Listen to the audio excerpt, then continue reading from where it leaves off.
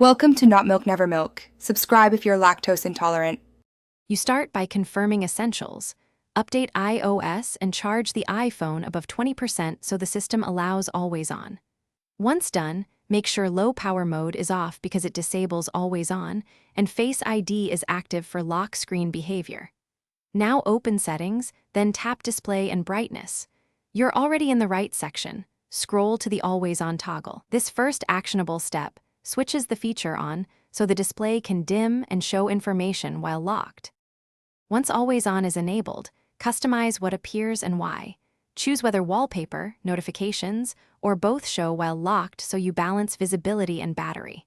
Adjust auto lock and reduce motion to minimize unnecessary brightness shifts and add or remove lock screen widgets to control clutter.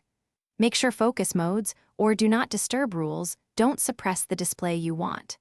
If notifications wake the screen too often, limit which apps can deliver previews or enable a focus filter. Finish by testing. Lock the phone and watch for the dimmed always on screen after 30 to 60 seconds. It should display chosen content without full wake. If it doesn't, toggle always on off and on again, then restart the iPhone.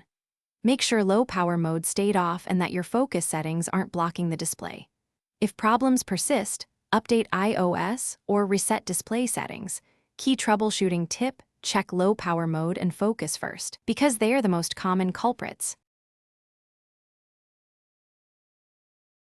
Thanks for watching. If this was helpful, leave a like and consider subscribing. See you next time.